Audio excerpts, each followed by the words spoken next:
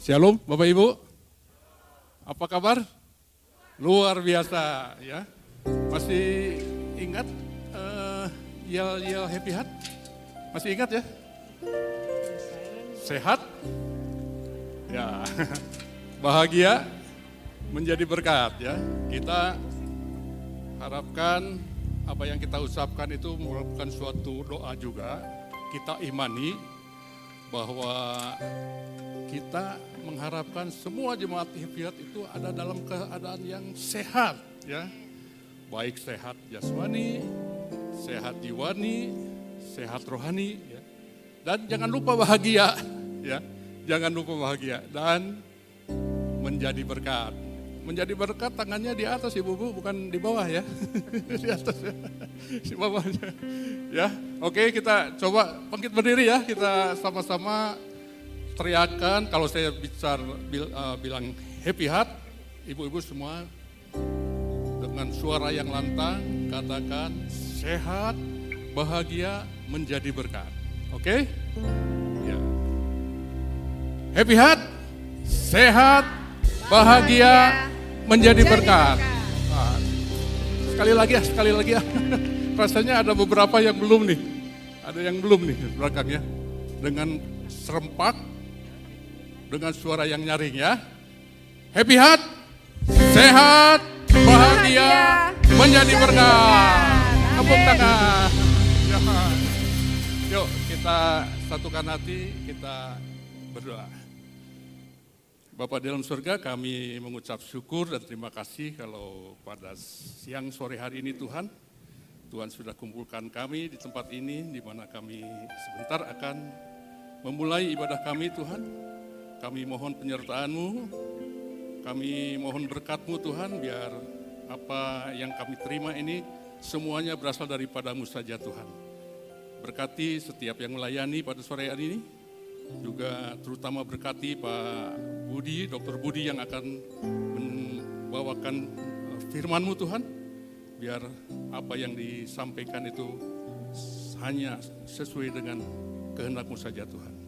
Berkati juga kesaksian yang akan dibawakan oleh Ibu Meing, supaya bisa menguatkan setiap kami Tuhan.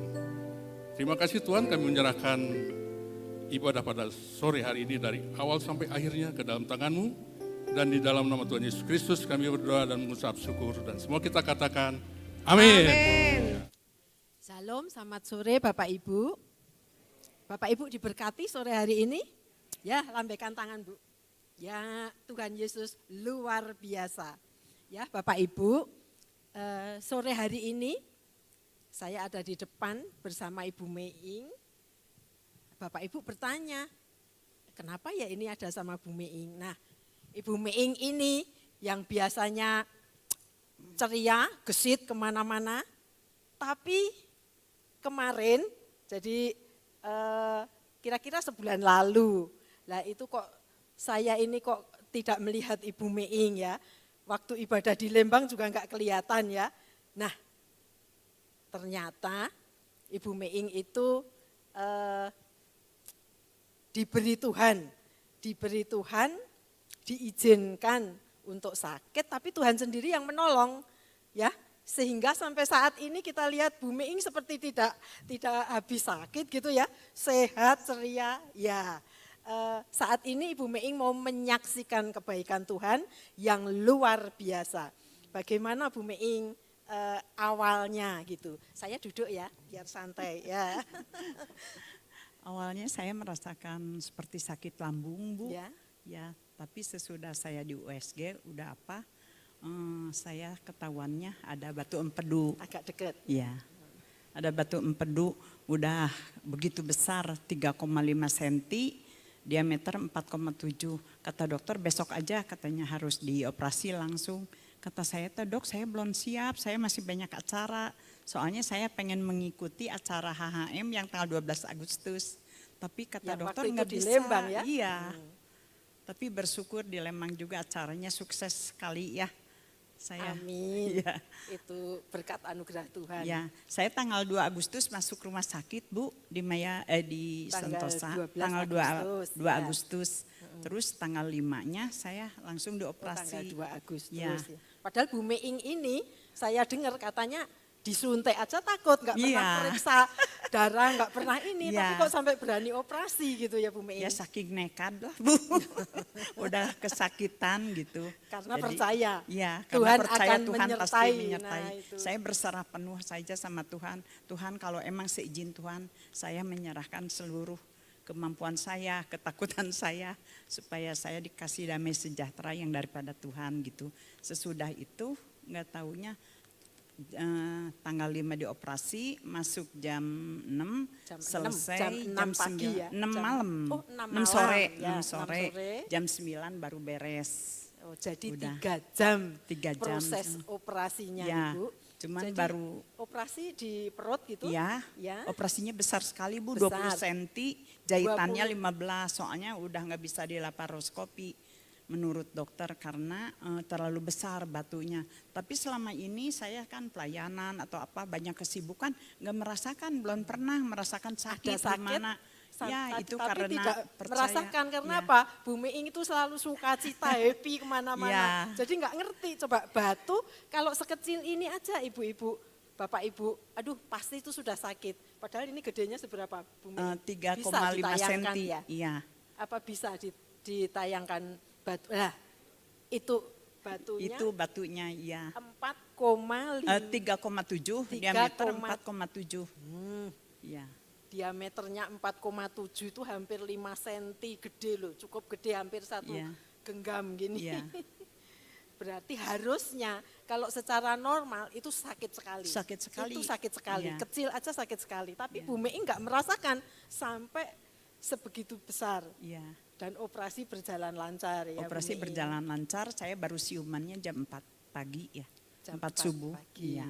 Nah, terus untuk kesembuhannya Bu Meing. Ya kesembuhan kata dokter teh, dok saya teh sakit sekali, kata saya teh, kapan dok sembuhnya? Wah masih lama ini mah cenah.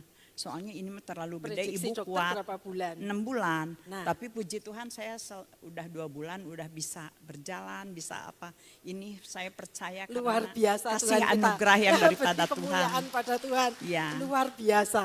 Harusnya kalau umumnya Ibu ini operasi besar, batunya cukup besar, itu 6 bulan baru Ya. sembuh. Tapi Ibu Meing 2 bulan ya Iya. sudah 2 bisa bulan udah jalan-jalan bisa lagi. berjalan. Ini semua karena kasih anugerah Tuhan. Kalau kita mengandalkan Tuhan dalam segala keadaan, saya percaya hanya Tuhan yang sanggup menyembuhkan segala sakit penyakit saya. Wih, puji Tuhan, luar biasa.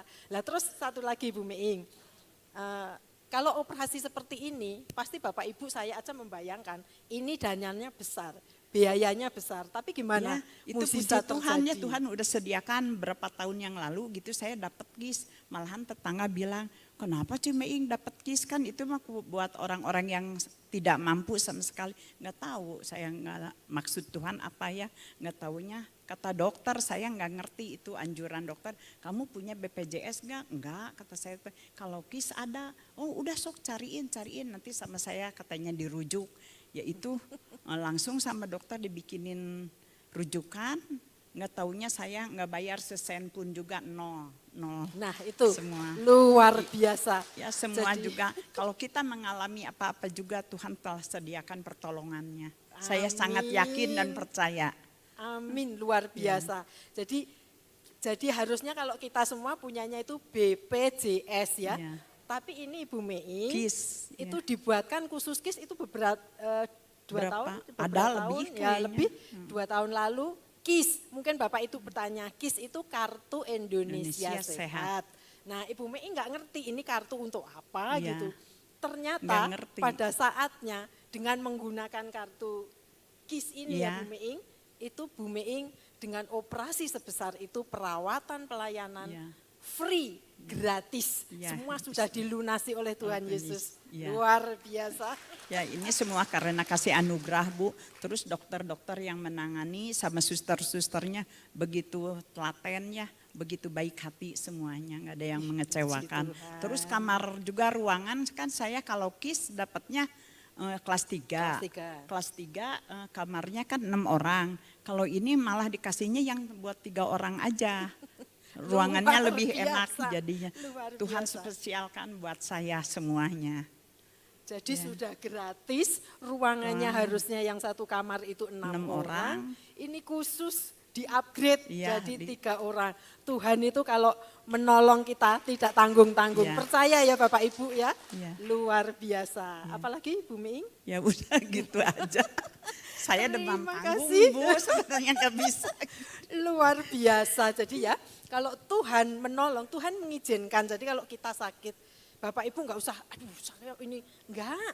Seperti kemarin COVID, kalau Tuhan izinkan sakit, pasti Tuhan juga memberi kesembuhan. Kalaupun Tuhan tidak memberi kesembuhan, kita diizinkan pulang, tidak masalah, kita toh bersama Tuhan di surga sana. Jadi Bapak Ibu tidak usah takut. Ya, mulai sekarang apapun yang kita alami, sukacita, sakit penyakit, diberkati, itu semua karena anugerah Tuhan kita, Tuhan Yesus Kristus. Beri tepuk tangan yang meriah untuk kemuliaan Tuhan Yesus. Terima kasih Ibu Terima kasih, Miing yang sudah sama-sama, Bu. menyaksikan, Ya. luar biasa. Ya, sekarang Bu Miing coba, ya Bu Miing, sehat walafiat, sudah bisa jalan Ya. kemana-mana. Kemarin sudah ikut angklung ya. Udah, Nah, luar iya. biasa. Terima kasih Bu Miing, Terima Tuhan kasih, Yesus ya. memberkati, Ya. diberi Terima kasih kesembuhan semuanya. sempurna. Ya. Terima kasih Bapak Ibu, Tuhan memberkati. Di waktu yang tidak terlalu lama ini, kita mau sama-sama belajar tentang satu hal. Bapak Ibu, setiap kita ingin sehat, setiap kita ingin menikmati hari-hari kita dengan penuh sukacita, seringkali kita tidak waspada akan satu hal, yaitu kita peduli sama kesehatan kita. Setiap bulan mungkin kita setiap tahun, untuk orang-orang tertentu kita melakukan check up, medical check up, ya. Semuanya itu melulu tentang tubuh, ya, melulu tentang kolesterol, melulu tentang tekanan darah tinggi, ya. Nah, kita lupa akan satu hal, bahwa kita juga perlu memikirkan kesehatan jiwa kita, ya. Nah, Bapak Ibu, siapa yang minggu kemarin hadir dalam ibadah minggu kemarin? Coba angkat tangan. Yang tidak hadir tapi mengikuti ibadah secara online siapa? Ya, sebagian, beberapa ikut online. Nah, Bapak Ibu, dalam khotbah kemarin salah satu yang menjadi ilustrasi oleh Pak Bambang adalah tentang bagaimana seorang seniman pahat bernama Michelangelo, yang saat itu masih muda belia, ketika dia melihat seonggok batu yang sudah oleh beberapa pemahat dicoba dikerjakan, namun tetap tidak terselesaikan. Sampai suatu saat Michelangelo ini minta izin untuk mengerjakannya. Dan dia bilang, aku akan mengeluarkan Daud dari bongkahan batu ini. Dan seperti yang kita lihat kemarin, maka Michelangelo ini akhirnya dapat membuat pahatan yang indah, sosok Daud.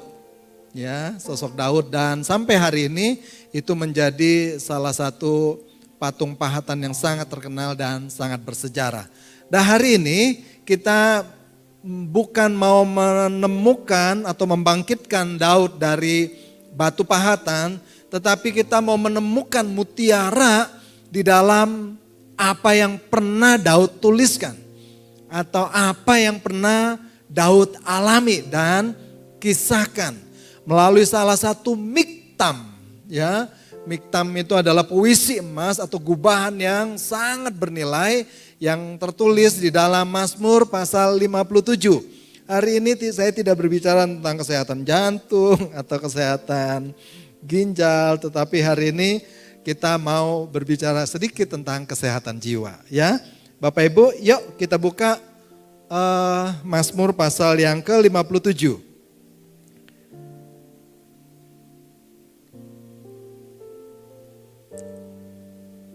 Sudah ketemu? Hatiku siang, yalah hatiku siang, aku mau menyanyi aku mau bermazmur. Mainnya jangan ragu-ragu.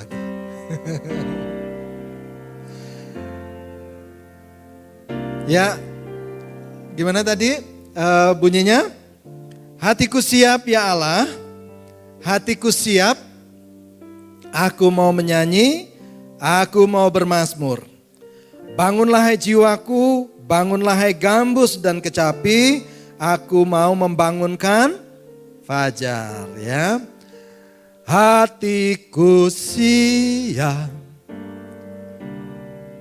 ya Allah hatiku siap, aku mau menyanyi, aku mau bermazmur. Bangunlah, bangunlah hai,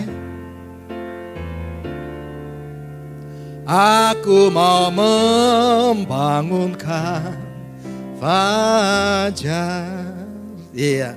Nah, kalau slide-nya sudah ada, saya minta ditayangkan slide pertama. Sudah? Bisa? Ya. Slide kedua. Nah, Bapak Ibu, ada yang seringkali luput dari perhatian banyak di antara kita, yaitu kesehatan jiwa para lansia. Ya, kesehatan jiwa kita. Nah, ternyata pada lansia yang disurvei di panti jompo, ya, panti jompo. Dan ini bisa saja mewakili, tetapi bisa juga tidak mewakili lansia secara umum.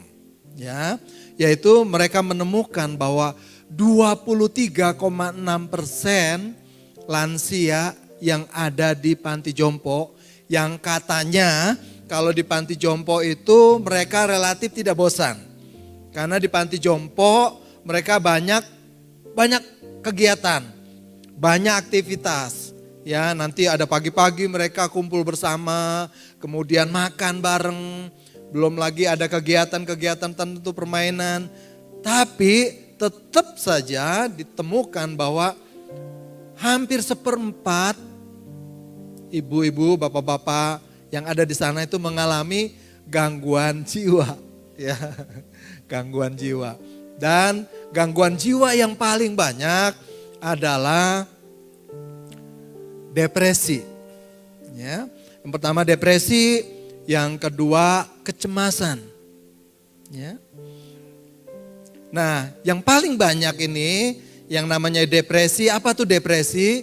Jadi perasaan sedih, perasaan sepi yang berlebihan. Ya. Perasaan sepi, perasaan sedih, kadang rasa nggak berguna, rasa ya buat apa sih saya hidup cuma nyusahin orang, ya. Tapi itu bukan sesaat, terus-terusan dan berlebihan, ya. Nah, boleh nggak saya bertanya, ada nggak di antara Bapak Ibu yang merasakan hal yang sama, ya? Aduh, puji Tuhan, semuanya nggak ada yang mengalami gangguan jiwa, puji Tuhan. Ya, tidak ada yang mengalami kesedihan yang nggak perlu, benar ya? Luar biasa. Tapi kalau ada juga nggak usah angkat tangan ya. Paling nggak dari sekian hadir 1/4 mengalaminya, ya. Dan itu ternyata adalah problem yang sering kali banyak dijumpai. Dan gangguan jiwa berupa depresi ini, perasaan sedih, perasaan tidak berguna, perasaan sepi, perasaan kadang, perasaan tertolak, ya. Ini menjadi gangguan jiwa itu tidak mesti ngerasa seperti orang gila ya. Jalan cengangas-cengengis di jalanan, senyum-senyum gak pakai baju, bukan ya. Ya, ini sesuatu yang namanya juga gangguan jiwa, ya, yang mengganggu jiwa kita. Kita sendiri juga ngerasa nggak nyaman, nggak enak. Tetapi kita sendiri juga kadang nggak bisa keluar dari situasi tersebut. Nggak bisa bebas dari situasi tersebut. Ya, yang pertama itu. Yang kedua, gangguan apa? Kecemasan. Ya, rasa cemas, rasa panik, rasa takut terhadap sesuatu yang gak jelas dan berlebihan. Ya, takut mau ketemu orang takut, mau kemana takut, menghadapi hari depan takut. Ya, ada rasa ketakutan yang enggak wajar. Ya, kekhawatiran termasuk bagian sini. Ya, kecemasan. Dan yang ketiga, ya, yang terbanyak, ya, yang pertama paling banyak adalah depresi. Yang berikutnya adalah bergeser, ya. Nah, ya, gangguan cemas tuh, kecemasan ditandai dengan rasa cemas, khawatir yang luas tanpa alasan khusus. Ada nggak Bapak Ibu yang merasa, aduh nggak tahu ya, saya bawaannya takut aja, cemas, khawatir. Tapi saya juga kalau ditanya, apa sih yang dikhawatirkan? Nggak tahu, tapi khawatir aja, cemas aja, ya. Nah, yang gangguan yang ketiga adalah gangguan bipolar. Apa itu gangguan bipolar? Nah ini, ya kadang orang ini kelihatan semangat banget, wah happy. Tapi tiba-tiba bisa mendadak sedih banget. Ya, dari yang tadinya begitu semangat, wah pokoknya seperti orang ngomong lagi banyak ngomong, banyak bercanda, banyak, wah kayaknya begitu semangat. Tiba-tiba bisa berubah dalam tempo sekejap, jadi murung. Nanti dia bisa lagi berubah. Dalam tempo sekejap sampai kita bingung. Ini apa yang mencetuskan dia sedih, mencetuskan dia murung. Tapi apa juga yang membuat dia kembali lagi begitu bergairah bahkan berlebihan. Ya, nah itu yang namanya gangguan bipolar. Ya, bentar berubah-berubah. Kelihatannya di sini nggak ada nih. Ya, dari tadi duduk tenang ya, yang sedih tetap sedih, yang sukacita tetap sukacita, yang nggak tahu apa-apa tetap nggak tahu apa-apa. Ya, sebab kalau orang bipolar yang tadinya murung tiba-tiba dia begitu bergairah, yang tadinya habis nari-nari tiba-tiba murung lagi, dan cepat sekali perubahan apa? Seperti langit yang tiba-tiba berawan kemudian terang, berawan terang begitu. Ya, yang satu lagi yang banyak dialami juga adalah gangguan makan. Siapa yang hari ini ngelihat makanan itu, aduh kayak musuh gitu. Ya, kalau udah ketemu makanan cuma disendok, goyang kanan, goyang kiri. Udah disendok di depan mata cuma diliatin aja, habis itu ditaruh lagi. Ada yang begitu? Ya, jangan heran itu. Ya, itu terbanyak juga dialami oleh kaum lansia. Ya, nah Bapak Ibu, bukan berarti bahwa kalau itu hampir dialami oleh seperempat, bahwa Bapak Ibu juga wajib ngalamin itu. Nggak perlu, ya, nggak perlu. Tidak perlu sampai harus mengalami hal demikian. Namun demikian bahwa setiap kita harus mewaspadai. Harus mewaspadai. Bahkan kita yang normal pun mendadak atau dalam perjalanan waktu yang kita tidak duga, tiba-tiba kita menjadi orang yang mengalami gangguan mental depresi.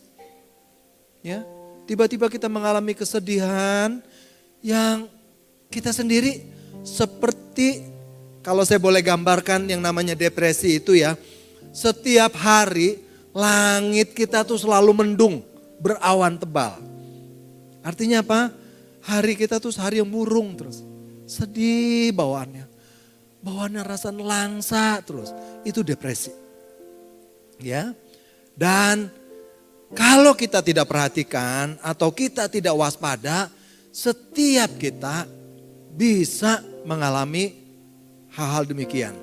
Apalagi pada orang-orang tertentu dengan temperamen melankolik, ya. Kalau Bapak Ibu tahu ada seorang hamba Tuhan menulis temperamen manusia itu menjadi 4, ya. Kolerik, ya, flegmatik, sanguin, dan satu lagi apa? Tadi kolerik, sanguin, Flegmatik sama melankolik sudah ya tadi ya? Belum, sama melankolik ya. Nah yang melankolik ini ada kecenderungan dia untuk mudah sekali mengalami depresi.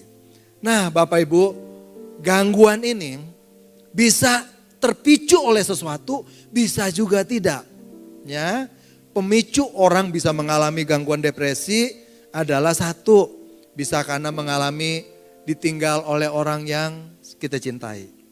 Entah itu suami, entah itu anak, ya, entah itu istri, entah itu orang yang dekat kita, entah itu orang tua, ya, atau kalau mereka yang aktif bekerja diberhentikan dari pekerjaan. Ya, atau udah tenang tinggal di Bandung, kemudian tiba-tiba karena satu dan lain hal harus pindah ke kota lain. Ya, perubahan-perubahan musim dalam kehidupan bisa membuat orang mengalami gangguan depresi. Ya, itu sebabnya penting buat kita mempelajari ini nih, ya, mempelajari miktamnya Daud, gubahannya Daud, yang menuliskan tadi. Dan kalau Bapak Ibu baca di pasal ayat pertamanya, dikatakan bahwa Daud memaparkan ini, membuat puisi ini, yaitu ketika Daud itu sedang dikejar-kejar oleh Saul. Boleh kasih lihat gambarnya sebentar. Ya, Bapak Ibu izinkan saya bercerita tentang Daud ya. Coba mana sebelumnya. Nah, oke. Nah, Bapak Ibu, kalau Bapak Ibu pernah menyelesaikan pembacaan kitab Raja-Raja 1, kitab Raja-Raja 2, maka Bapak Ibu akan menemukan Samuel 1, Samuel 2, dilanjutkan nanti kisah Raja-Raja dinastinya Daud.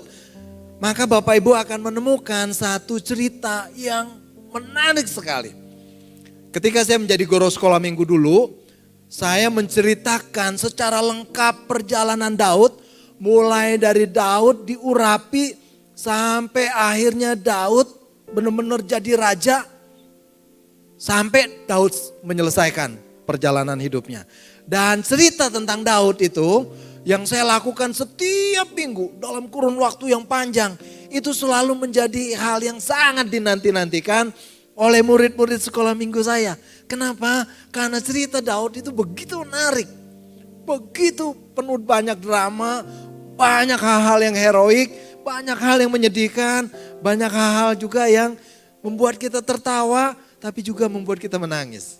Ya, nah salah satu episode dalam perjalanan Daud adalah ketika dia sudah diurapi menjadi raja oleh Samuel, karena Saul yang menjadi raja pertama orang Israel itu berbalik tidak taat sama Tuhan. Sehingga Tuhan meninggalkan Saul dan mengangkat rohnya. Sehingga urapan dari Tuhan diangkat dari Saul. Dan Tuhan bilang kepada Samuel, berkati Daud karena aku akan mengangkat dia menjadi raja berikutnya, menggantikan Saul. Dan itu yang terjadi. Dan ketika Daud sudah diurapi, dia tidak serta-merta menjadi raja yang duduk di tahta. Karena pada saat itu Saul masih berkuasa. Ya. Namun ada satu momen di mana Daud disuruh oleh ayahnya untuk lihat kakakmu yang sedang ada di medan perang. Maka pergilah Daud. Waktu dia ke sana, dilalah pas Goliat sedang menantang pasukan Israel dan berkata, "Ayo, siapa di antara kalian yang berani menghadapi aku? Kita akan buat perjanjian. Bila mana ada di antara kalian maju melawan aku dan aku kalah, maka semua kami akan menjadi hambamu. Tapi sebaliknya, bila mana kalian kalah, maka orang Israel semuanya menjadi hamba orang Filistin." Tapi tidak ada yang berani maju. Karena yang namanya Goliat ini tingginya 2 kali lipat lebih dari orang-orang biasa. Ya, kalau diukur kurang lebih Pak Yanto ini 2 orang ditambah setengah lagi ya, tingginya. Daud aja cuma ada di sininya dia. Ya, nah tapi waktu itu Daud berkata, izinkan aku untuk melawan orang tak bersunat ini. Ya, dan Setelah Saul ketemu Daud, dia bilang, siapa kamu? Wah, tenang saja Paduka Raja, ya. Saya sudah mengalahkan singa. Saya sudah mengalahkan binatang buas, ya. Saya sudah merobek itu mulutnya singa dengan tongkat hambamu ini, ya, karena dia adalah gembala. Dan Saul bilang, silakan, ini pakai baju tentara. Ya, dia pakai baju, dia nggak sanggup berdiri. Dia bilang, nggak usah pakai ini. Ya, dan dia datang dengan ketapel. Dan waktu dia berhadapan, akhirnya Goliat dikalahkan. Dan sejak saat itu, Daud menjadi kesayangan Saul. Tapi ternyata dalam perjalanan waktu, Daud terus diangkat oleh Tuhan. Ya, sampai satu ketika sama-sama pergi berperang bersama Saul. Dan peperangan berhasil dikalahkan oleh mereka. Daud dan Saul kembali masuk ke kotanya, disambut oleh rakyatnya dengan tarian dan sorak-sorai. Dan ini yang membuat akhirnya Saul berbalik hati kepada Daud. Kenapa? Orang berkata, Saul datang mengalahkan beribu-ribu. Tapi Daud datang mengalahkan berlaksa-laksa, berpuluh-puluh ribu. Dan sejak saat itu Saul berbalik hati. Yang tadinya sayang kepada Daud, sekarang menjadi benci. Dan kebencian itu terus melonjak sebab dibarengi dengan rasa takut. Takut apa? Takut tahtanya diambil oleh Daud. Ya. Sementara Saul sendiri rohnya sudah diangkat, roh Allah daripadanya. Itu sebabnya dia diganggu oleh roh-roh jahat. Dan kalau roh jahat muncul, maka dia minta Daud untuk memainkan kecapi. Menyanyi sampai dia ngerasa tenang lagi. Tapi ketakutan di dalam dirinya dan kecemburuan itu membuat Saul akhirnya bertindak nekat. Dia ambil tombak ketika Daud sedang menyanyi buat dia tombak gitu Daud. Tapi Tuhan lindungi. Daud diluputkan. Dan sejak hari itu Daud menjadi buruannya Saul. Kemana saja dia pergi. Dia dikejar-kejar oleh Saul. Untuk apa? Untuk dibunuh. Dengan tujuan apa? Supaya tahtanya tidak beralih kepada Daud. Karena waktu Daud ada bersama Saul, di mana peperangan, di situ terjadi kemenangan. Dan Saul semakin melihat bagaimana Daud disertai dan diberkati oleh Tuhan. Ketakutannya makin meluap-luap. Itu sebabnya kemana Daud pergi, Saul kejar ke sana. Dan bukan cuma dengan puluhan tentara, bahkan dengan ribuan tentara. Tidak ada tempat yang aman untuk Daud. Bahkan ketika dia datang ke bait Allah. Di sana kedengeran bahwa Daud datang ke sana dan imam di sana memberi dia roti, memberi dia pedang. Apa yang terjadi? Saul datang ke sana dengan ribuan tentaranya dan seluruh imam, keluarga, anaknya, rakyat di situ semua dibasmi oleh Saul. Daud pergi kemana? Pergi ke Nob, dia kejar. Tidak ada tempat. Saudara, kalau kita ada di satu daerah di mana setiap mata itu sepertinya menjadi mata-matanya Saul, kira-kira kita bisa hidup tenang nggak ya? Ya, zaman dulu waktu masih ada polisi suka razia, waktu SIM saya mati, setiap kali ada polisi di pinggir jalan, ada rasa takut saya, ya, takut ditilang. Ya. Atau ketika melakukan kesalahan sedikit saja, kita ada rasa takut. Ya. Nah, Daud padahal nggak salah, tetapi dia menjadi incarannya Saul. Setiap sudut kota, setiap desa, setiap bukit, di mana Daud ada, sepertinya semua orang ingin berlomba-lomba melaporkan Daud ada di sini, Daud ada di sini. Sehingga Daud terus berputaran pergi kemana-mana. Saya mau tanya Bapak Ibu, jika kita ada dalam situasi atau posisinya Daud, kita kira-kira bahagia enggak? Bahagia enggak? Atau kita takut? Atau kita cemas? Ya, begitulah. Ya, begitulah Daud. Tidak ada tempat yang aman. Dan dia bukan cuma bawa sendiri. Dia punya gerombolan atau pasukan sebanyak 600 orang. Yang terus setia bersama dia.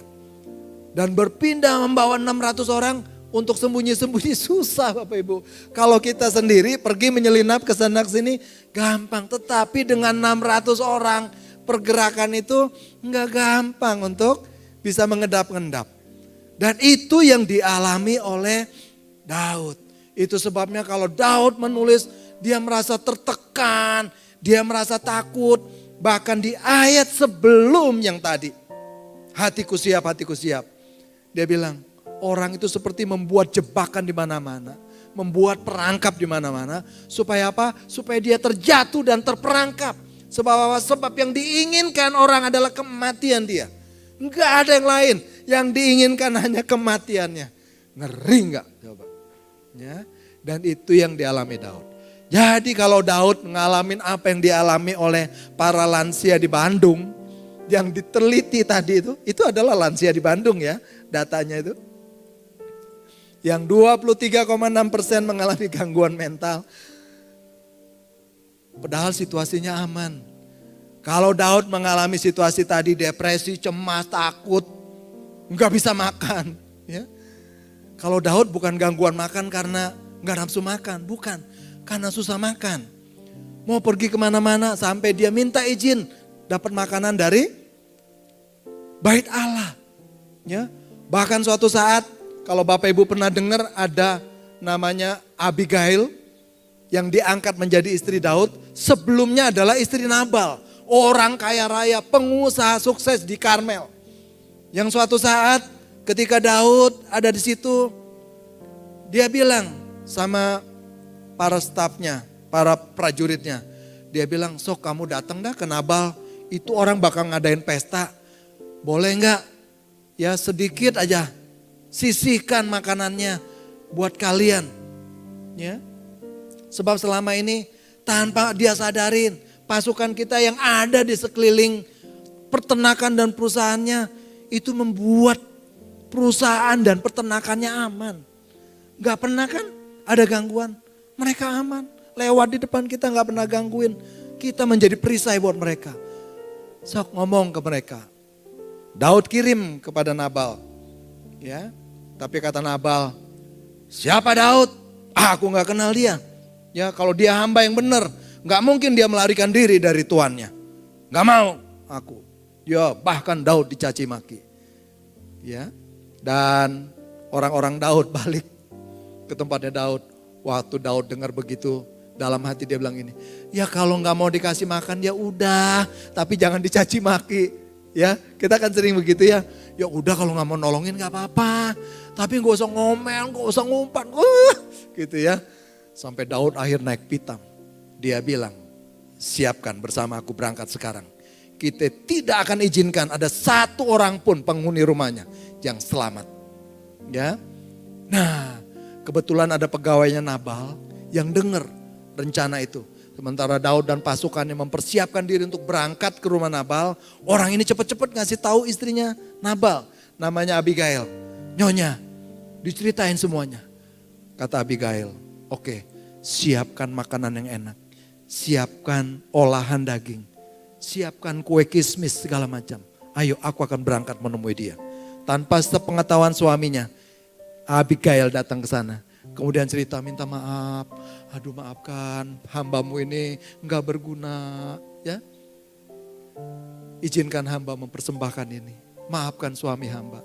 Ya, Daud bilang kalau bukan karena kebaikan hatimu. Ya, hampir saja tanganku ini membawa korban atas keluargamu. Tapi karena engkau sudah menghindari aku dari pertumpahan darah yang mungkin kelak aku akan sesali. Ya.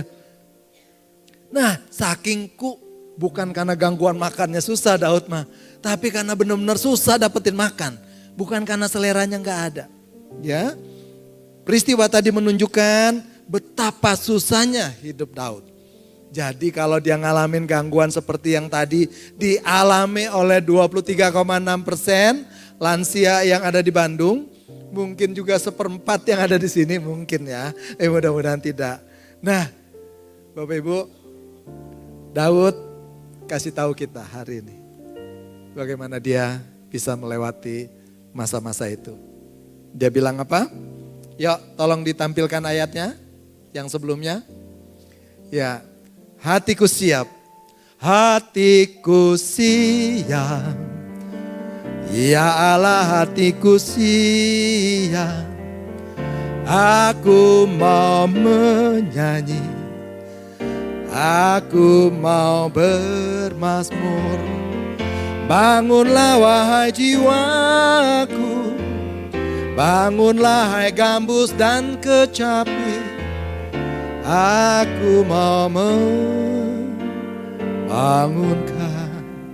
fajar. Iya, ya. Nah, Bapak Ibu, ketika saya mengutip kata ini ya, aku mau membangunkan fajar. Itu artinya apa? Artinya hati orang yang penuh apa? Penuh gairah. Hati yang penuh semangat. Ya, sebab apa? Sebab orang yang gak semangat, jangankan mau membangunkan fajar. Fajar sudah sampai di tengah-tengah di sana masih tidur dia. Siapa yang tidur di atas jam 10 baru bangun? Ayo. Siapa? Wah, hebat. Ya. Sebelum jam 10 atau sudah jam 10 nih bangunnya? Ya. Bangun pagi Bapak Ibu. Sebab apa? Menurut penelitian, kalau bangun pagi, resiko mengalami serangan jantung lebih kecil daripada mereka yang bangun siang. Bukan saya loh. Ya, ini jurnal kesehatan. Bangun pagi lebih sehat buat jantung kita daripada bangun siang. Kenapa? Karena tubuh kita itu ada hormon, ada enzim yang bekerja. Ya, ketika kita bangun pagi, maka hormon kegairahan itu yang dominan. Nanti setelah jam 9 baru hormon kortisolnya naik. Ya. Nah, kalau hormon kortisolnya naik, orang mulai kehilangan semangatnya. Kalau pagi hormonnya tuh hormon adrenalin, oksitosin yang tinggi. Yang membuat kita bergairah, semangat. Ya, makanya kalau Bapak Ibu bangunnya jam 9, jam 10, hormon yang berdominan apa? Hormon kortisol. Hormon yang bikin stres dan bikin depresi. Suasana hatinya suasana hati yang enggak seneng. Itu sebabnya kalau orang minum kopi, jangan minum kopi sebelum jam 9, jam 10 ya. Minumnya setelah jam 9, jam 10. Kenapa? Karena hormon adrenalin, oksitosinnya udah mulai turun, kortisolnya udah mulai naik. Kita mulai ngantuk, kita mulai kurang bergairah. Oke lanjut ya. Jadi bagaimana kita mau membangunkan fajar? Orang matahari udah separuh jalan kita baru bangun ya. Tapi kalau orang yang bilang aku mau membangunkan fajar, itu artinya apa? Orang yang begitu bergairah, orang yang semangat. Ya. Nah, Bapak Ibu bagaimana supaya kita menjadi orang yang penuh semangat, penuh gairah. Ya. Tahu Bapak Ibu, yang membuat kita bisa bangun pagi. Yang membuat kita bergairah bangun pagi. Tahu apa? Biasanya karena ada janji yang menyenangkan. Ya. Saya pernah dibangunkan anak saya waktu anak-anak masih kecil. Tahu nih Bapak Ibu yang dulu pernah punya anak kecil, betapa susahnya ngebangunin anak buat berangkat sekolah ya. Susah banget, udah bangun.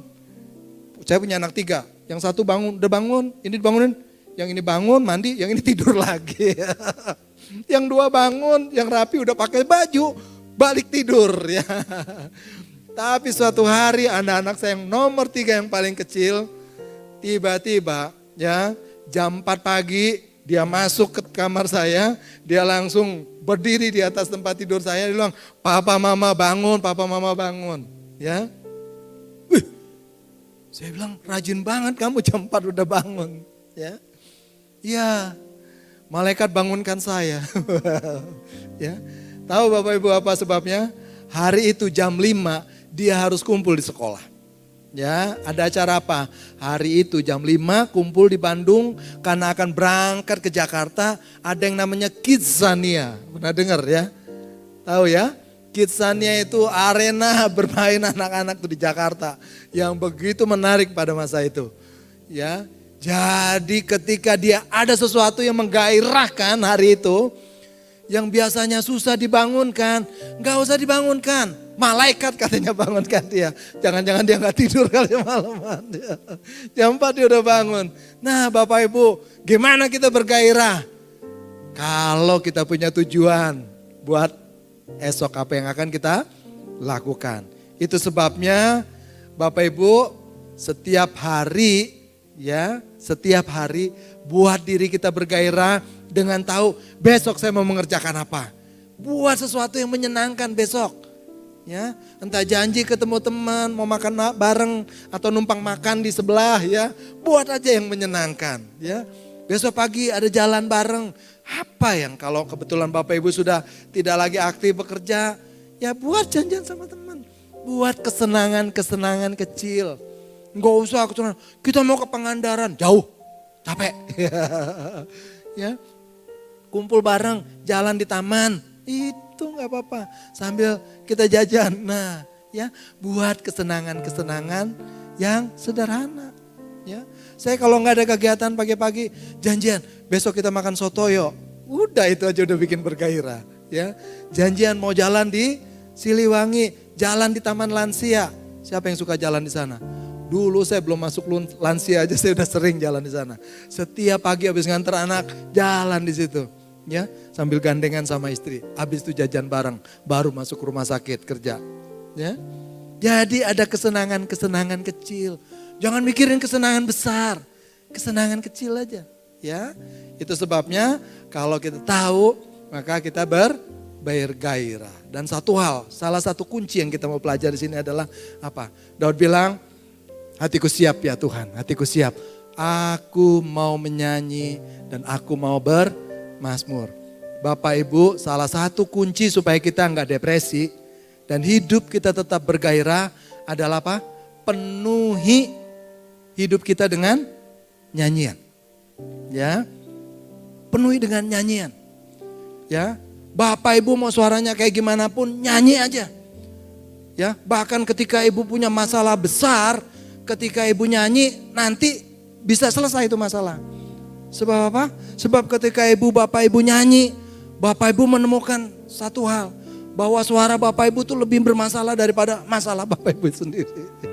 Saking nggak jelasnya. Nih Bung Jim ya kalau nyari nada dasar pakai suara gitu susah nyarinya. Ya. Nyanyi, ya betul. Tapi saya mau kasih tahu ya, tidak semua nyanyian itu mendatangkan kegairahan. Ya. Untuk apa aku ini harus kau lahirkan ke duniamu? Ya.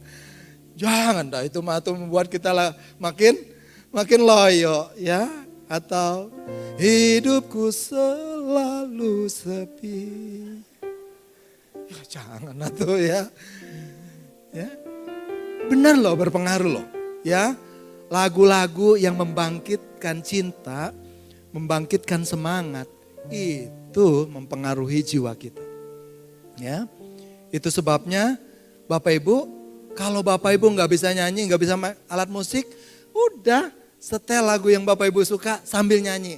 Ya, minimal Bapak Ibu nyanyi nggak dengar suara sendiri, dengar suara penyanyinya.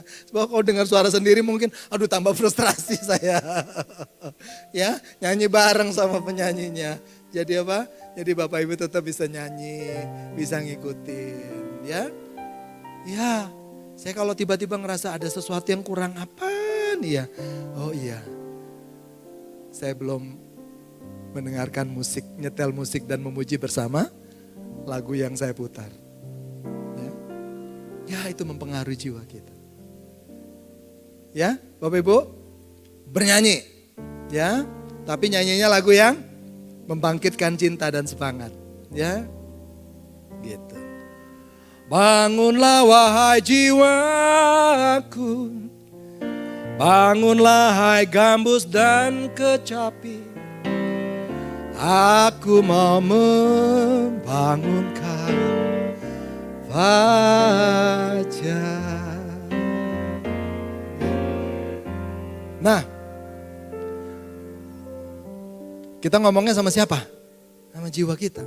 Ya, Bapak Ibu pernah dengar istilah ada afirmasi? Ya, Bagaimana kita mengatakan sesuatu yang membangun diri kita. Membangkitkan diri kita. Menemukan keindahan-keindahan di dalam diri kita. Menemukan kebaikan-kebaikan di dalam kita. Dan kita ucapkan kepada diri kita sendiri. Bukan untuk mengagungkan diri kita, bukan. Tetapi untuk apa? Untuk menemukan tiap detil kebaikan, rancangan yang indah, yang baik, yang Tuhan taruh dalam hidup kita. Kita temukan dan kita ucapkan buat diri kita sendiri. Kamu baik kok. Ya, kamu hebat kok. Jangan putus asa. Ya, kamu bisa kok. Ayo bisa, bangkit. Ya. Jangan setiap kali melihat muka kita, jelek. Dasar kamu orang sial. Celaka kamu. Jangan. Ya, itu kita sedang menubuatkan kepada diri kita hal-hal yang buruk. Kenapa kita tidak memperkatakan hal yang baik buat diri kita sendiri? Ya. Kalau orang lain kita tidak bisa harapkan untuk menemukan dan membangkitkan sesuatu yang positif dan baik di dalam diri kita. Kenapa kita enggak sendiri? Bangkitkan, temukan. Ya, temukan itu. Bangkitkan itu. Ya. Oke, yang berikutnya adalah bangunlah hai jiwaku, bangunlah hai gambus dan kecapi. Aku mau membangunkan fajar. Bapak Ibu, kalau saya ceritakan lagi tentang Daud, ada satu hal yang menjadi kunci yang membuat Daud pada masa-masa sulit, dia dengan mudah untuk membangkitkan sesuatu di dalam dirinya. Yaitu apa? Saudara tahu? Oke, gambar yang berikutnya. Ya, nah Bapak Ibu, gambar ini saya sengaja ambil. Jadi satu peristiwa di mana Saul adalah yang tertidur. Saul ini sedang memburu Daud. Suatu hari, ya, dia ada di Hekila, di mana dia berkemah di sana karena Daud tahu ada Daud di situ. Itu sebabnya dia dengan 3.000 pasukan dengan panglimanya bernama Abner. Mereka berkemah di situ untuk siap menyergap Daud. Dan malam hari itu raja tertidur dikelilingi oleh pasukannya. Raja di tengah-tengah, di sebelahnya panglima, di sekitarnya itu pasukannya berlapis. Jadi kalau orang mau menyentuh raja, maka dia harus melewati sekian banyak prajuritnya yang mengelilingi, ya, di sekitar raja. Dan raja berada pada posisi di tengah. Tapi hari itu oleh pertolongan Tuhan, Tuhan membuat seluruh pasukan, bahkan Saul dan panglima di sebelahnya itu tertidur nyenyak. Sampai Daud dan Abisai yang mendampingi dia, itu bisa tidak ketahuan sama sekali. Sampai dia berdiri di sebelahnya dan Abisai yang ada di sebelahnya bilang, izinkan aku untuk menyelesaikan dia hari ini. Tapi kata Daud, jangan. Ya, jangan. Jangan pernah menyentuh orang yang diurapi oleh Tuhan. Daud bilang, enggak. Kita ambil saja tombaknya. Ya, ada lagi satu kendi di sebelahnya, kendi minuman. Ambil itu dan bawa. Ya. Akhirnya dia bawa. Dan ketika hari sudah mulai terang, maka Daud berteriak dari kejauhan, "Hai Abner, siapakah kamu?" Ya, sudah selayaknya kamu dibinasakan. Sebab apa? Sebab kamu tidak bisa melindungi rajamu. Waktu Saul dengar itu dia bilang, Daud, engkaukah itu anakku? Ya benar, Daud adalah anak Saul. Karena anak Saul bernama Mikal itu dinikahkan dengan Daud. Jadi Daud adalah menantunya Saul sebenarnya. Ya, kemudian ya benar, Paduka. Ya. Tombak siapa ini? Kendi siapa? Kenapa Paduka berusaha untuk membunuh saya? Saya melakukan kesalahan apa? Biarlah hari ini Allah sendiri yang melihat, ya, antara engkau dan aku, bahwa aku tidak bersalah di mata Tuhan. Ya, padahal aku punya kesempatan untuk membunuh raja. Itu adalah yang kedua kali. Tapi aku tidak lakukan karena aku menghormati Tuhan. Nah, dengan kata lain satu hal yang saya mau pesan Bapak Ibu. Daud ketika dalam situasi krisis, dia jaga hidupnya untuk tidak jatuh dalam dosa. Ya. Salah satu poin penting ketika kita melewati masa-masa kritis, masa-masa susah, masa depresi, masa-masa gelap atau masa-masa malam adalah jaga hidup kita supaya kita tidak jatuh dalam dosa. Supaya kita jangan jatuh dalam pelanggaran yang membuat kita tidak mampu Tidak mampu mengklaim janji Tuhan. Saya pernah berada dalam situasi di mana saya melakukan sebuah kesalahan. Saya jatuh dalam dosa dan saya ingat waktu itu ketika saya mulai merintis saya sebagai dokter. Saya punya satu rumah sakit yang saya cita-citakan kelak saya lulus, saya kepengen kerja di situ. Karena rumah sakit itu nggak jauh dari rumah saya. Rumah sakit itu pasiennya banyak dan terkenal dan bergengsi. Ya, jadi setiap dokter kepengen bisa di situ. Ya, dan dalam perjalanan hidup saya jarang sekali gagal. Ya, kenapa? Karena setiap kali saya mengharapkan atau merindukan sesuatu, saya bawa ke Tuhan, saya bawa dalam doa, dan saya tahu oleh kemurahan Tuhan, Tuhan jawab, ya, Tuhan bela. Dan ketika saya punya kerinduan untuk masuk di sini, saya juga sama, ingin sekali, ya. Tapi hari itu saya tidak berani untuk mengklaim janji Tuhan. Saya tidak punya kekuatan untuk megang janji Tuhan. Bahwa apa yang kamu minta, ya ketuk maka akan dibukakan. Minta kamu akan mendapat. Ya, cari kamu akan menemukan. Saya enggak punya keberanian memintanya. Saya juga tidak punya keberanian untuk mengklaim janji Tuhan. Seperti yang beberapa tahun-tahun sebelumnya saya nikmati dan saya alami. Kenapa? Karena hari-hari itu saya sedang berada pada posisi berlawanan dengan Allah. Saya jauh dari kebenaran firman Tuhan. Saya enggak berani mengklaim janji Tuhan dalam doa saya. Nah, Bapak Ibu, mungkin ada banyak pergumulan yang membuat kita tuh mau bangkit. Tapi kita tidak punya keberanian. Kita tidak punya kuasa untuk merebut janji Tuhan. Salah satunya adalah dosa, pelanggaran, ketidaktaatan kita sama firman Tuhan. Itu sebabnya selain kita membangun jiwa kita untuk penuh gairah, membangun pujian, penyembahan, jaga hidup kita seturut dengan firman Tuhan. Hormati firman Tuhan. Sama seperti Daud. Sekalipun dia punya kesempatan untuk membunuh Daud, yang membuat semua pergumulan hidupnya terus berjalan bertahun-tahun. Ya, kalau sehari itu dia bunuh, selesai. Tapi dia memilih untuk menghormati Tuhan. Menghormati firman Tuhan. Untuk tidak menyentuh orang yang diurapi Tuhan. Itu sebabnya ketika masa-masa kesusahan itu terus mengimpit dia bisa bangkit. Oleh karena apa? Karena dia ingat akan penyertaan Tuhan. Dia bersama Tuhan. Dia akan membangunkan fajar. Ya, menjalani hidup yang penuh kegairahan. Kita tutup dengan ayat ini. Filipi 3 ayat 13, ya, firman Tuhan berkata, saudara-saudaraku, aku tidak menganggap bahwa aku telah menangkapnya, tetapi ini yang aku lakukan. 1, aku melupakan apa yang telah di belakangku. Yang kedua, mengarahkan diri kepada apa yang di hadapanku. Yang ketiga, berlari-lari kepada tujuan. Yang keempat, untuk memperoleh hadiah, yaitu panggilan sorgawi. Bapak Ibu, kalau kita mau memiliki hidup yang bergairah, ini suatu pelajaran dari Paulus. Ya, dia bilang dia menyongsong hari depan tuh bukan cuma jalan pelan-pelan, tapi dia bilang apa? Dia berlari untuk menuju apa? Menuju panggilan, hadiah. Kenapa? Karena dia lihat di depan siapa yang menantikan dia. Tapi bagaimana kita bisa sampai ke situ, Bapak Ibu? Paulus ingatkan. Hidup yang bergairah, yang terus maju, yang membuat kita seolah-olah bisa berkata, aku mau membangunkan fajar. Yaitu apabila kita nih bisa ngikutin kata firman Tuhan.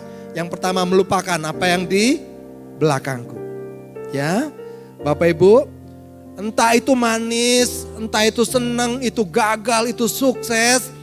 Ya, semua itu bisa menjadi beban buat hidup kita. Ya, lupakan. Kita bergerak ke depan. Apalagi kalau itu adalah kegagalan. Ya, atau peristiwa yang sedih, peristiwa yang menyakitkan, peristiwa yang mendatangkan getir, yang melukai kita. Kata Rasul Paulus, aku melupakan apa yang di belakangku. Ya. Siapa di antara Bapak Ibu yang hari-hari ini masih keinget terus, kadang-kadang keinget sesuatu di masa lalu terus tiba-tiba nangis bercucuran air mata, ya. Saya pernah ngalamin, ya, ketika saya diperlakukan tidak menyenangkan. Ketika saya ingat itu, saya lagi setir mobil aja, saya bisa pegang setir tuh sampai kenceng banget. Saking ada kemarahan di dalam diri ini. Sampai suatu hari saya memutuskan untuk melepaskan pengampunan. Saya bilang, Tuhan, saya sebut namanya. Saya bilang, Tuhan, saya mengampuni orang ini. Saya melepaskan pengampunan berkat Tuhan. Sebab setiap kali saya ingat peristiwa itu, yang ada dalam pikiran saya apa? Mudah-mudahan suatu saat ada kesempatan saya nabrak orang itu. Dia lagi jalan, saya tabrak tuh, saya bisa lari dan gak ketahuan. Ya. Atau suatu saat dia pergi ke kantor, mobilnya kecelakaan. Pikiran-pikiran yang demikian, setiap kali saya ingat pengalaman tidak menyenangkan, diperlakukan tidak menyenangkan, membuat saya tiba-tiba ketika ingat itu tuh, pegang setir mobil itu bisa cengkrem sampai, kenapa saya kencang begini? Ya, kenapa kemarahan itu tersalurkan lewat lengan saya? Ya, Bapak Ibu, mungkin ada di antara Bapak Ibu juga yang bila mengingat hal-hal demikian, kadang kita mungkin nggak marah seperti saya, Bapak Ibu cuma bisa nangis, merasa sakit di sini, ya. Nah, Rasul Paulus bilang, aku melupakan apa yang di belakangku. Kenapa? Karena kita tidak bisa mengubah apa yang sudah terjadi di belakang sana. Betul? Kita tidak bisa mengubah apa yang terjadi di masa lalu, ya. Tetapi kita bisa merubah apa yang terjadi di masa lalu, bukan lagi menjadi suatu berita yang atau cerita yang menyedihkan, tetapi cerita yang mendatangkan sukacita. Suatu saat saya selesai khotbah begini dalam acara Natal di satu gereja, ketika saya sudah turun, jemaat lain sudah pulang, tiba-tiba ada serombongan keluarga yang saya tahu kira-kira umurnya 10 tahun di atas saya. Ya, seorang bapak-bapak datang, dia bilang nyalamin, oh ini Dokter Budi ya? Iya Pak, Dokter Budi. Oh ini ya, baru kali ini saya ketemu sama Dokter Budi. Dulu sekali saya pernah dengar ada anak orang miskin di kampung kita tuh jadi masuk Fakultas Kedokteran Universitas Indonesia. Oh ini tuh ternyata anak orang miskin yang menggemparkan kampung kita. Saudara, kalau saudara dengar itu saudara merasa, ya tapi gak usah gitu-gitu juga tuh. Ya, oke lah saya orang miskin, tapi ngomongnya gak usah gitu juga. Tapi saudara, betul, saya miskin, makan susah. Orang tua saya waktu bilang saya mau kuliah, orang tua saya bilang, oke, kamu mau kuliah di mana boleh saja. Bebas kamu boleh kuliah. Tapi papa hanya sanggup membiayai 200.000 per tahun. Kamu boleh kuliah di mana aja. Sok, saudara, Bapak Ibu mau pilih di mana kuliahnya. 200.000 setahun. Ya. Tapi berkat kemurahan Tuhan. Tuhan mengabulkan perkataan orang tua saya. Saya dapat kuliah yang 1 tahun biayanya cuma 152.000. Setahun 152.000. Dan saya masuk tahun kelima, biaya kuliah saya cuma 96.000 per tahun. Karena setiap tahun biaya kuliah diturunin. Masuk tahun kelima, biaya kuliah saya 96. Karena per semester cuma 48.000. Ya. Saya susah, miskin, makan susah, untuk pakaian susah. Tetapi waktu saya dengar, saya selesai khotbah, orang nyalamin begitu, saya nggak sedih, saya nggak marah. Kenapa? Karena saya tidak miskin lagi, saya tidak kekurangan lagi. Itu cerita masa lalu. Kenapa? Karena Tuhan sudah angkat saya tidak berlimpah, tidak. Tetapi saya tidak kekurangan makan, saya tidak kekurangan pakaian. Saya tidak kekurangan rumah, saya tidak kekurangan kendaraan. Ya. ketika kita berjalan bersama Tuhan, Tuhan membawa kita sedemikian rupa. Sehingga masa lalu kita mungkin yang kelam di masa lalu, ketika disodorkan di depan kita, itu tidak lagi mendatangkan sakit hati kemudian, enggak. Tapi rasa syukur ketika kita melihat ke belakang, kita melihat pembelaan Tuhan. Bagaimana tangan Tuhan membawa kita dari seorang yang susah miskin menjadi orang yang berkecukupan. Melihat itu apa? Tuhan, saya bersyukur. Ya, saya bilang kok benar kok. Saya yang waktu itu. Tapi Tuhan sudah membuat saya sedemikian rupa. Sehingga hari ini bahkan Tuhan pakai saya bukan cuma sebagai dokter, tetapi Tuhan juga izinkan saya untuk menjadi pemberita firman Tuhan. Seperti hari ini saya berdiri di depan Bapak Ibu. Ya, kita tidak bisa mengubah masa lalu. Tetapi kita bisa mempersepsikan masa lalu kita dengan cara apa? Dengan cara yang berbeda. Kegagalan, kegetiran di masa lalu, kita lihatnya dengan apa? Dengan sukacita dan rasa syukur. Sebab apa? Sebab kita melihat tangan Tuhan yang perkasa mengangkat kita. Dan itu juga akan terjadi atas Bapak Ibu. Ya, oke, masa lalu bye-bye. Dan kita menyongsong masa depan dengan penuh kegairahan. Yang kedua, Rasul Paulus bilang, ya, melupakan apa yang telah di belakangku, mengarahkan diri kepada apa yang ada di hadapanku. Bapak Ibu, masa lalu itu seperti ransel berat yang nempel di tubuh kita. Ya, masa lalu itu seperti ransel berat yang nempel di punggung kita.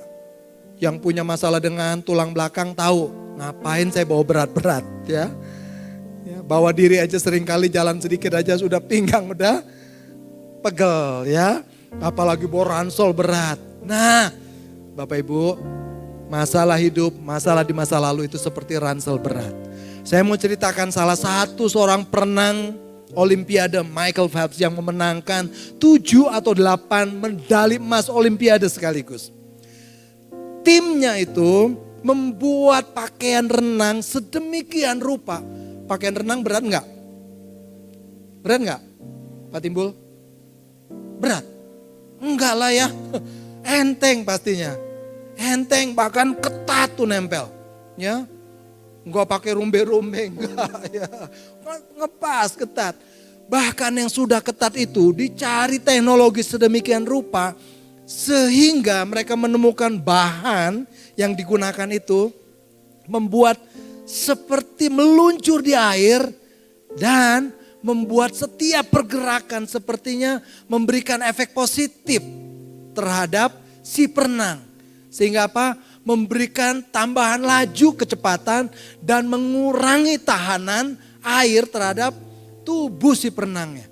Saudara, baju renangnya udah tipis, udah ringan begitu saja, masih diupayakan lebih ringan, lebih licin, lebih ergonomis, dan lebih memberikan efek yang memberi dorongan kuat supaya apa? Melesat lebih jauh. Banyak di antara kita yang masih tetap gendol kemana-mana. Ransel beban kehidupannya, beban masa lalunya. Jangan, Rasul Paulus bilang, tanggalkan beban dan kesedihan yang ada di dalam hatimu.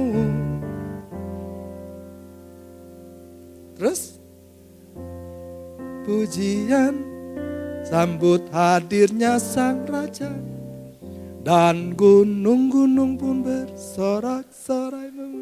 Kata Rasul Paulus, lepaskan dan tanggalkan beban yang ada. Ya, lepaskan beban, dosa, kepahitan yang ada, lepaskan. Dan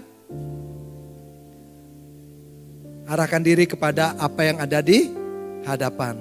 Udah jangan lihat-lihat ke belakang, lihat ke depan. Ya, lupakan yang di belakang, arahkan ke diri depan. Baik itu kejayaan maupun kegagalan, lupakan, fokus ke depan.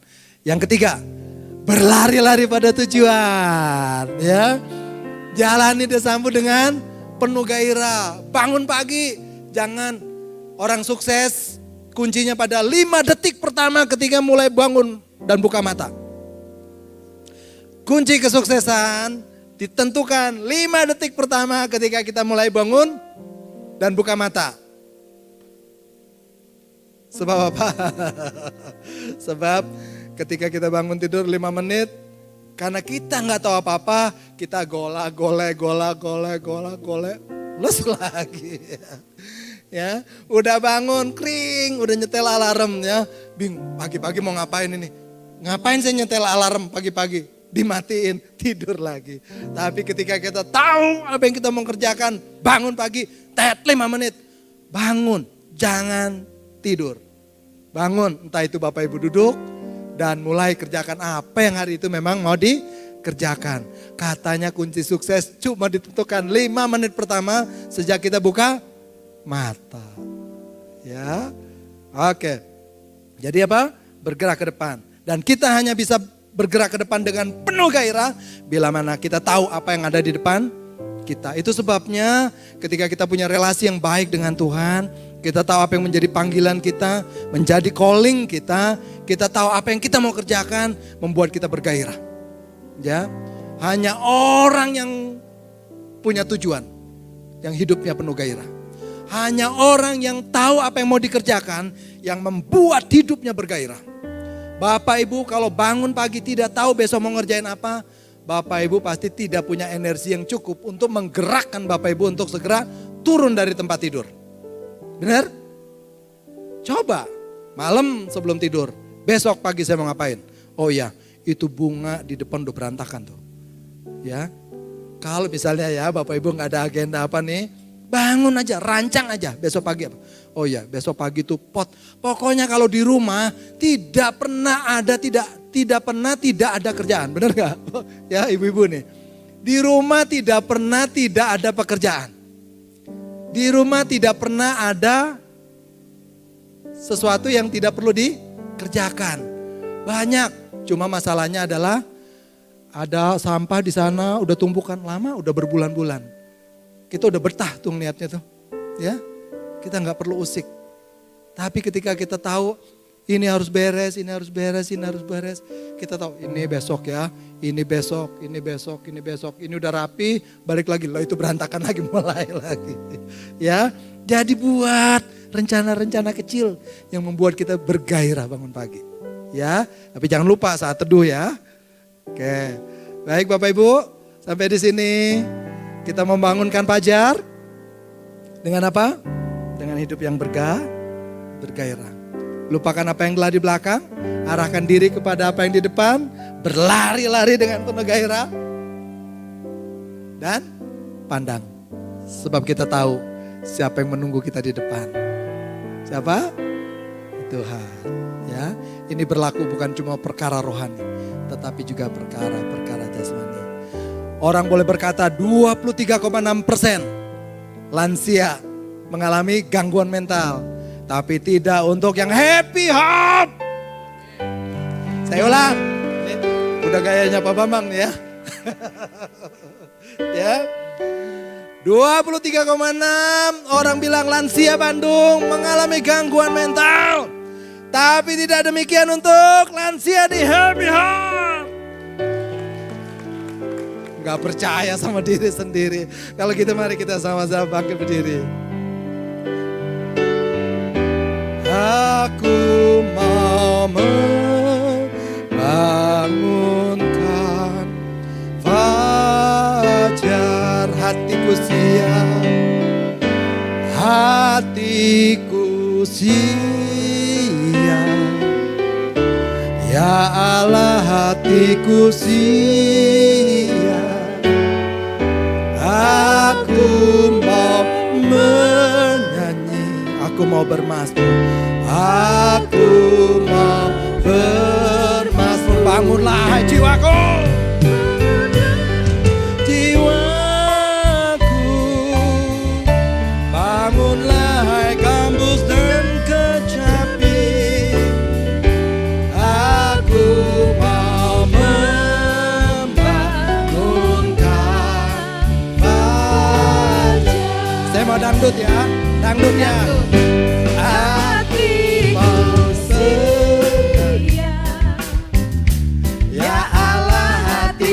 Siap, aku mau bernyanyi, aku mau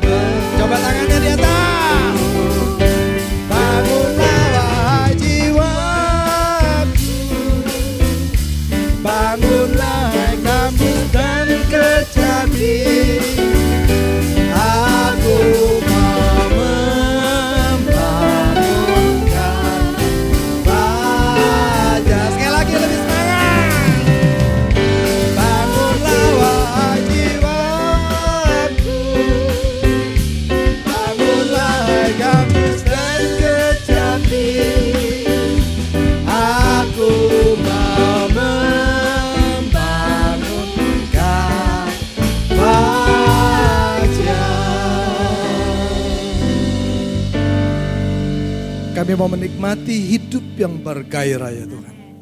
Kami tahu usia kami tidak muda lagi. Namun rohani kami, semangat kami ya Tuhan akan tetap menyala-nyala. Sebab kami akan menjalani bersama Tuhan. Ketika kami menjalani bersama Tuhan, kami menemukan ada pengharapan, ada pertolongan, ada kegairahan yang tidak pupus oleh masalah apapun juga. Karena kami tahu ya Tuhan, Tuhan pembela kami. Tuhan yang menyertai kami. Tuhan penolong kami. Tuhan yang menyayangi kami. Tuhan yang memperhatikan kami. Sekian banyak lansia boleh mengalami gangguan mental ya Tuhan. Tetapi jika kami hidup dalam perkenanan Tuhan, hidup dalam persekutuan dengan orang percaya, hidup penuh dengan pujian, hidup dengan semangat dan harapan dari Tuhan, kami tahu ya Tuhan, jiwa kami akan terus menyala-nyala, semangat kami akan terus menyala-nyala, karena kami tahu ya Tuhan, kami menjalaninya bersama Tuhan. Terima kasih ya Tuhan, Engkau yang terus akan memperbaharui kami, persis seperti Tuhan memperbaharui burung Raja Wali, yang semakin hari semakin kuat, diperbaharui dengan kepakan sayapnya yang penuh kekuatan penuh dari Tuhan. Terima kasih Bapak. Bapak berdoa untuk setiap kami yang hadir hari ini. Bila mana ada di antara kami ya Tuhan, hidup dalam suasana tertekan, kami merasa sedih, kami merasa sepi, kami merasa gagal, kami merasa dilupakan. Namun satu hal, Tuhan tidak pernah melupakan kami. Tuhan tidak pernah meninggalkan kami. Tuhan jamah setiap kami. Tuhan pulihkan setiap kami. Biarlah mulut kami dipenuhi dengan pujian. Hati kami dipenuhi dengan firman Tuhan. Terima kasih ya Bapak, terima kasih. Hamba berhenti menyampaikan firman-Mu. Tapi firman-Mu akan terus berbicara atas setiap kami. Termasuk juga atas hamba-Mu. Terpujilah Engkau ya Bapak, di dalam nama Tuhan Yesus Kristus. Setiap kita yang percaya dan diberkati berkata, amin. Selamat sore, Tuhan Yesus memberkati.